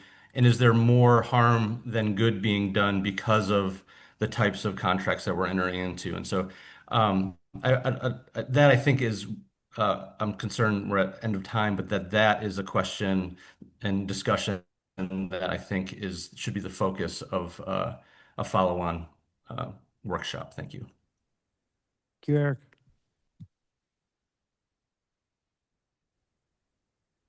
Do we have one more online? Do we have one more online? I just wanted to.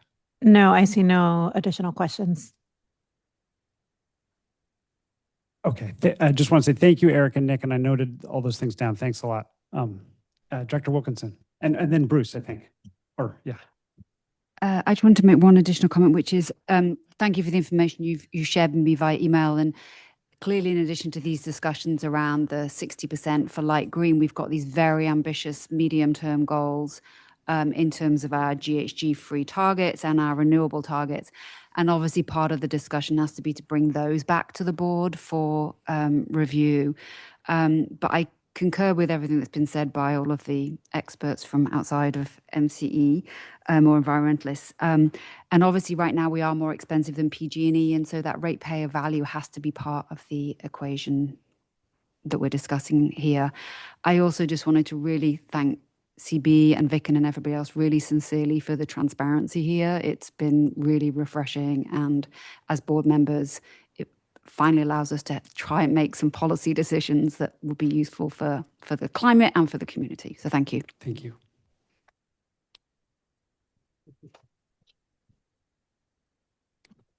Yeah, I wish we could hear that clapping over here too.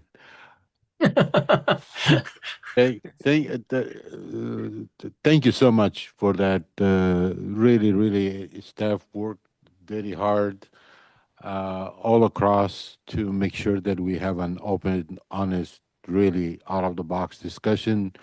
And we are looking forward to doing more of it. And it will not be successful without all of your participation.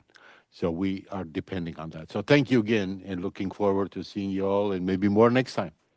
You have a great evening. Thank you.